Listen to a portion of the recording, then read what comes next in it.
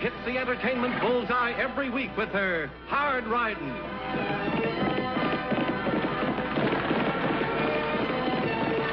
Straight Shooting.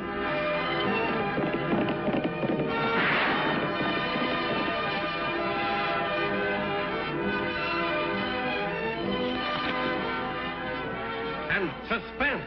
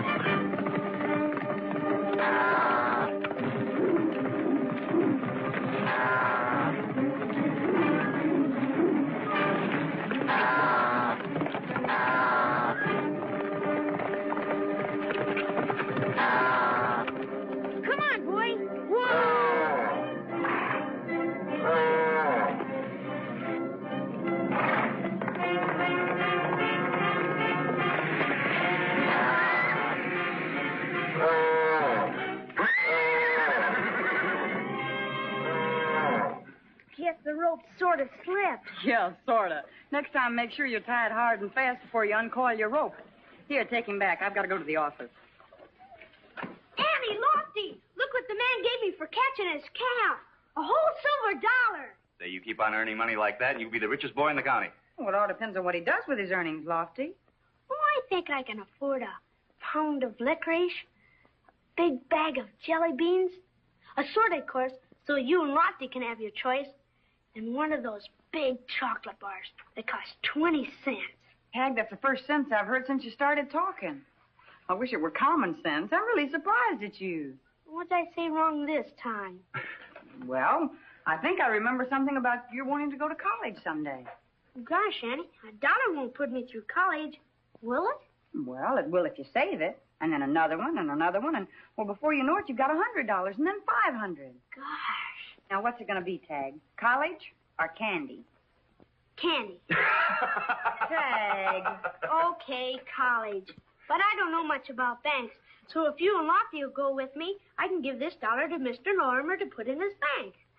All right, Tag.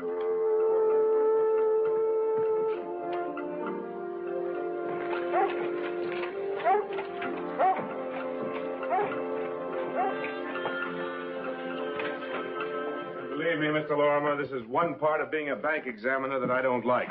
But the safety of the depositors must come first. Yes, of course, Mr. Pollard, I understand that, but this whole thing just leaves me flabbergasted. Well, if I were you, I'd try and keep it quiet.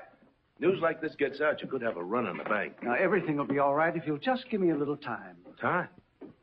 Mr. Lorimer, I'm afraid the most I could promise would be 5 days. Goodbye, sir. Oh, Mr. Hadley, good afternoon. Good afternoon, Ma. After what I just heard, I want my money out of this bank. Every red cent of it. Now, Hadley, don't fly off the handle. Give me a chance to explain. Explain nothing. I want my money now and in cash. You're not going to get it by manhandling me. I'll get it all right if I have to get it myself. Just a minute, Hadley. Take it easy. Who told you to come butting in? I said take it easy. What's the trouble, Mr. Lorimer? Hadley came in here and demanded his total balance, and when I tried to talk to him, you saw what happened. Well, doesn't a depositor have to give notice by law? Yes, but I'm not hiding behind any law. If you start helping yourself to that money, I'm going to lock you up. It's my money. If I ever get it. You'll get your money, if Mr. Lorimer says you will. And I do. It may take a little time. Well, it won't take me a little time. You'll see. What brought all this on? The bank's in trouble, Annie. Come into the office. I'll show you what I mean.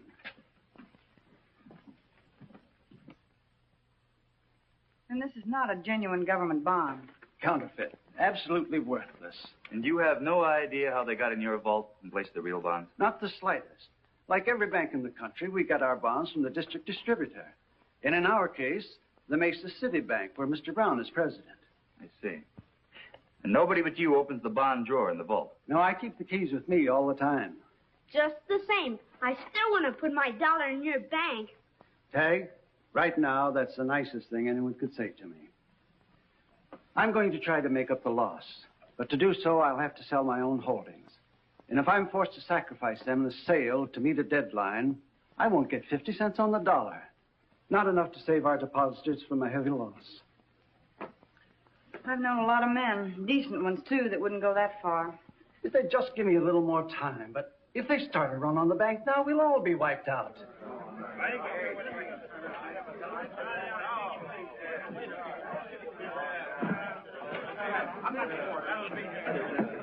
Folks, neighbors, please give me a chance. If you want your money back, give me time to raise it for you. Don't demand it all now, because if you do, there's no way of anyone getting it. What'd I tell you? I knew he'd say that. It's our money. I say we better get all we can before he loses all of it. Henry, you say wait, but how long? Well, Bertha, that's hard to say. A few weeks, maybe longer. A few weeks, maybe longer. Oh, but I must have my money this week or I'll lose all my cattle. Listen, friends, you all know what happens when cattle stampede. An awful lot of them get hurt. Well, the same thing can and will happen here. It isn't as though the bank were cleaned out. Mr. Lorimer can cash a lot of checks, providing they're not too big. Why don't you give him a chance to raise all the money that he owes you? Fine chance of that. Look, why don't you all go back home and figure out the least amount of money that you'll need for, say, a week, and then come back. And Mr. Lorimer will cash all of your checks for you tomorrow. Oh, sure. By tomorrow, Lorimer will be 100 miles away. I say it's our money. Let's get it before Lorimer steals the rest of it. Yeah, and I've heard just about enough out of you. If they paid you what you're worth, you shouldn't have 10 cents in this bank. I'm going in.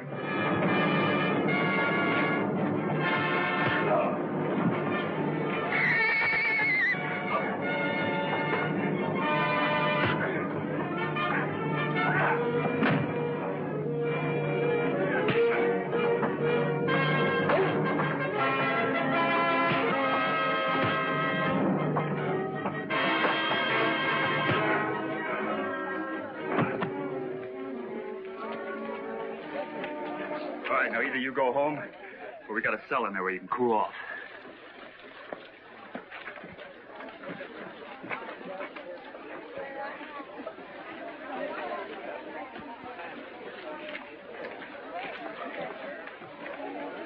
Please don't cry, Bertha. I can't help it.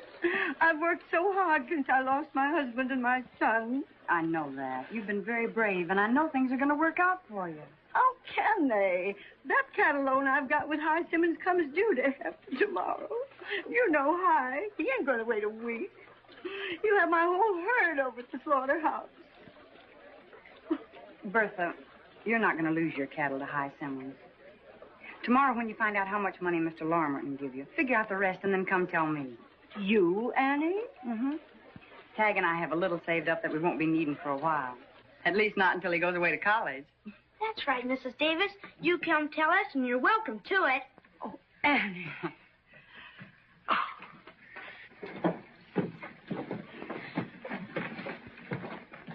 Oh, women. All they ever think of is kissing. Annie, Lofty, I can never thank you enough. No need to thank us.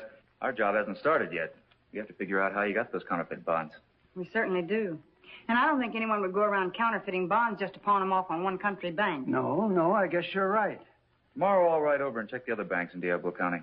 And I'll call on Mr. Brown, the president of the government agency bank in Mesa City. I sure hope you can find an answer to all this. I don't know how you can be so calm about things. With Annie Oakley tracking down those counterfeit bonds, we're in for trouble, and plenty of it. I'm not backing down for any blonde female, and neither are you two. Look, Tyler, Pollard's right. We know this gal. Maybe we should lie quiet until she gets interested in something else. I ain't gonna lay quiet. I know more about how banks are run than either of you guys. It took me 3 years to figure this out, another 6 months to print those bonds. Yes, but I took the risk of putting them in the banks in place of real ones. And I could get lynched for starting runs on the banks. We're not going to quit now until every bank in the county is busted and I can buy them in for 10 cents on the dollar. Is that clear to you both? Let me tell you something, Mr. Tyler. Banks aren't the only buildings with bars on the windows. You don't say. Yes, I do say. I also say I'm getting out of here. No, just when did you say you're quitting, Mr. Pollard? And you, Hadley? I didn't say I was quitting. Good. Then let's forget what just happened and get down to business.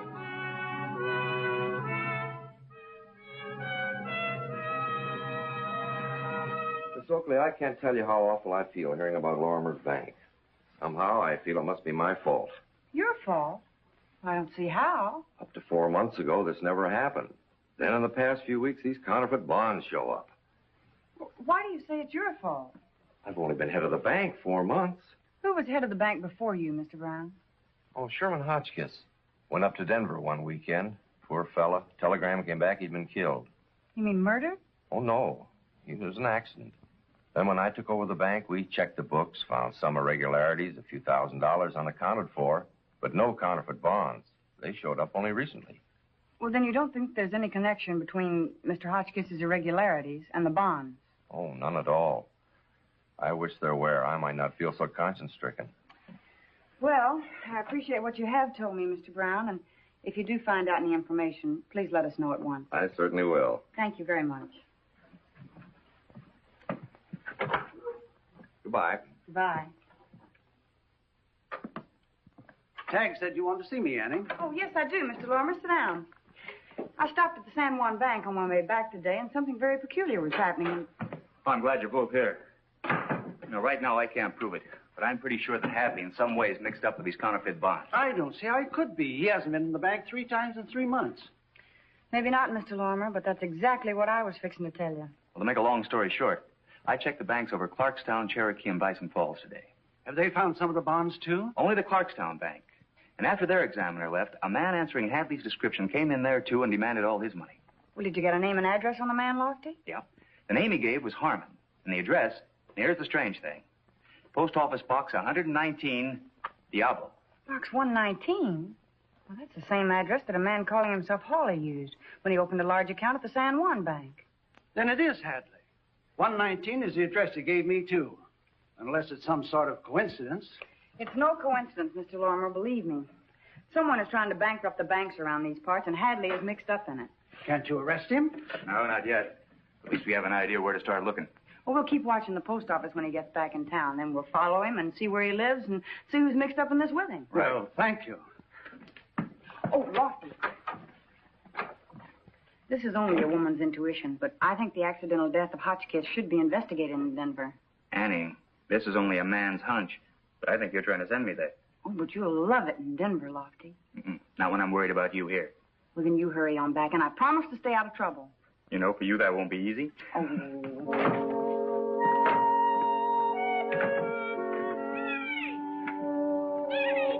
Been watching the post office like you told me to. Hadley just left. Look, there he goes. I'll have to use this buckboard before I lose him. If Lofty comes back, tell him where I've gone. All right, sis.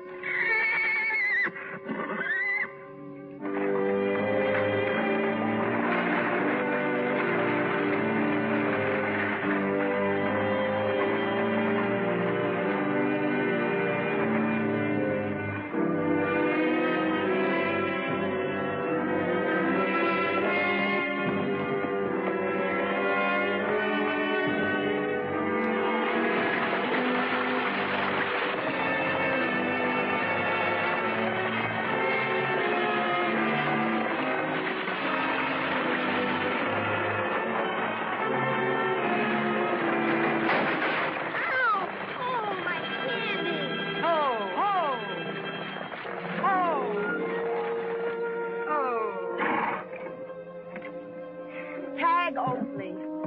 Sometimes I wish I believed in spanking. Gosh, Annie, I have a right to know what's going on. It's my daughter that's in Mr. Lorimer's bank. Now what are you aiming to do? You want me to be a gentleman, don't you? Of course. Well, my teacher says a gentleman always does the driving when he's out with a lady. All right, Thad. You win both rounds.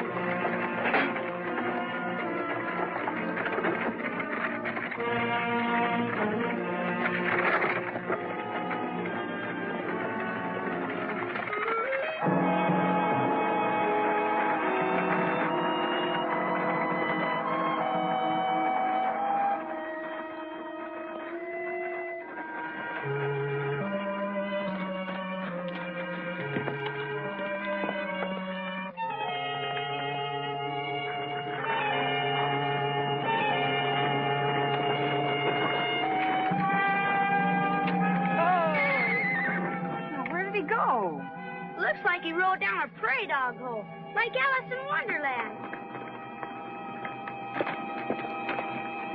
Oh, hello, Mr. Hadley. Miss Oakley. Off the beaten track, huh? That's my place there. Why don't you go on in and be neighborly? Oh, that's very nice of you. I guess our team could stand watering. Well, it'd be my pleasure.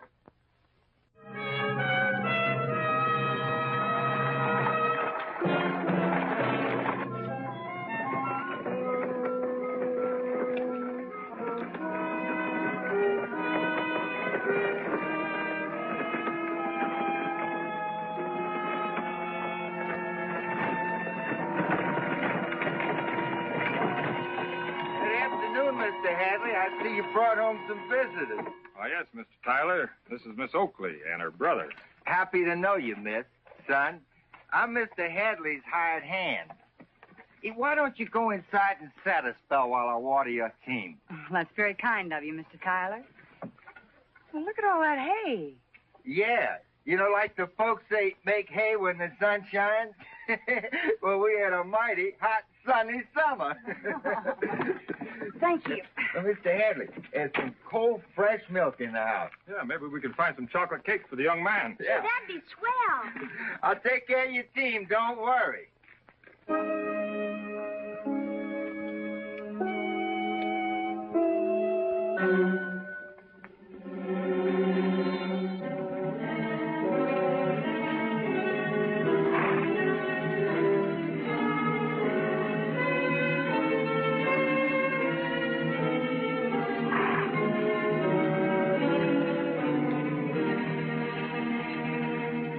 Thanks to both of you for being so neighborly.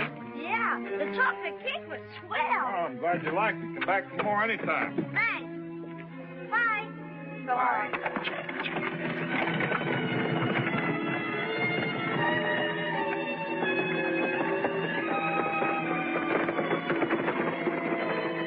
They won't be coming back, here or any place else.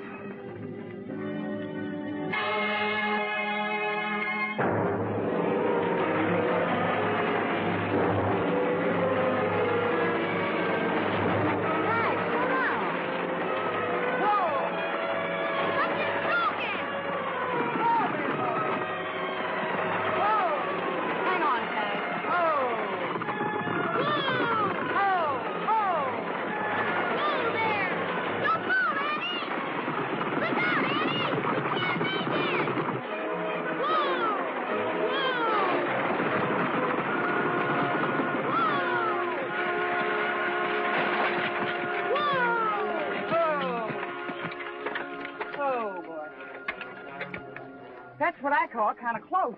Yeah, for a minute, I was almost scared. Yeah, but just for a minute. What do you think was the trouble, Annie? Oh, wait, let's see. The line broke, and you can see why. It's been cut about 3/4 of the way through by a real expert. The pull of the team frayed the rest, and then it separated. Now, who do you think would do a thing like that? A man that calls himself Mr. Tyler. He said he'd take care of our team. Well, when we get this fixed up and get back and find Lofty, there's a team of men back there that we're going to take care of, and right. Well, if I had any doubts before, Annie, just trying to kill you and Tag sure ends it. Yeah, what about that Mr. Hotchkiss you found out that didn't die in Denver? Probably nowhere else. Now I'm sure he's still alive somewhere. This whole thing is being engineered by somebody who knows banks, and Hotchkiss knows them very well. Well, your guesses have all been right so far, Annie, but we can't prove a thing. Not until we find Hotchkiss. He wouldn't dare be in this county. Somebody would recognize him. Not if he wore a full beard with eyeglasses. You mean like Mr. Tyler? Right. And we'd better get out to Hadley's place right now, but they still think we've been killed. No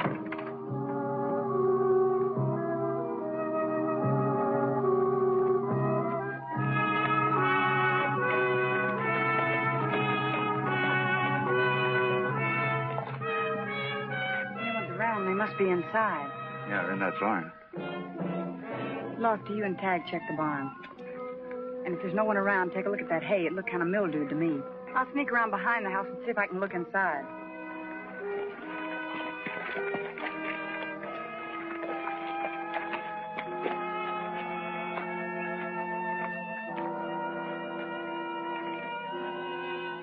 So you're still scared.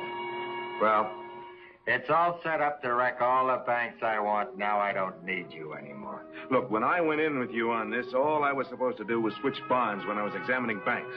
I didn't figure on murder. Me neither. So just give us our share.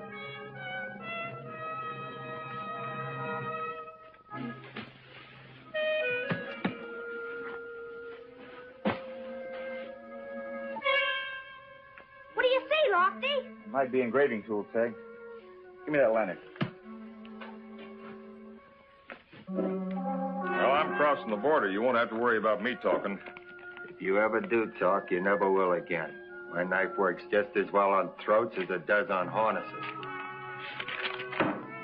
Hotchkiss, I should have turned you in when I found you stealing bank funds in Mesa City. Now you're trying to pawn the phony bonds off on us. Get out of the way, Hadley. This time, Mr. Hotchkiss is really going to die. Only it's going to be right here, not up in Denver. Look out. That's enough. Hollis, don't. Don't. I'll give you the real fight. Stay here, Tag. What's the meaning of this? Probably means that you and your friends will spend the next 20 years in the federal penitentiary. What happened, Annie? Tyler or Hotchkiss or whatever his name is got away. I'll find him.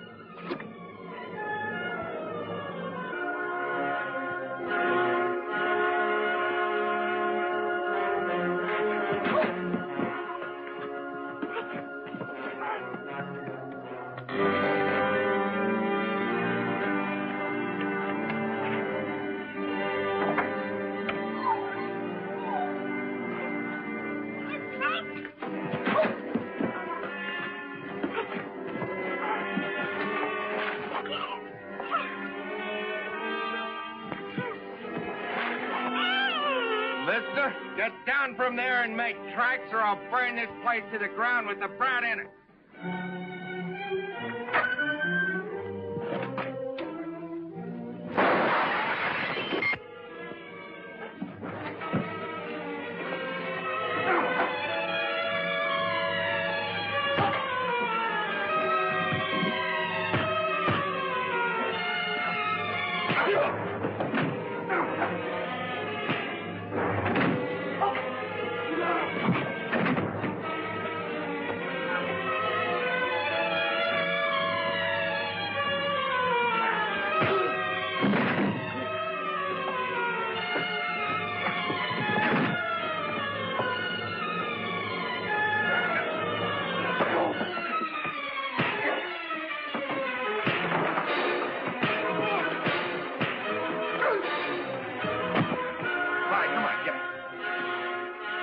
Hey, the bombs were made right here. Yeah, that's what they were using all the hay for. Cover up the counterfeit. fitting stuff. Yes, they certainly made hay while the banks failed, didn't they? Well, as soon as we get Hadley to a doctor, we'll lock all three of them up. All right, come on, let's go. There you are, Tag. The dollar you put in yourself, the $10 Bertha Davis wanted you to have for the loan you made her, and $100 from me for helping break up Hotchkiss's little scheme to own every bank in the county. Golly gosh, maybe with all this money I can go to college next year. Oh, it takes more than money to get into college, Tag. Okay, then if I can't go to college, you know what? I'm going to buy $111 worth of candy. Young man, if you buy $10 worth of candy with that money, you'll have to spend the other 101 for castor oil and doctor bills. Besides, I think with Hotchkiss, Pollard, and Hadley in jail, we've had enough people around here that have had to take their medicine.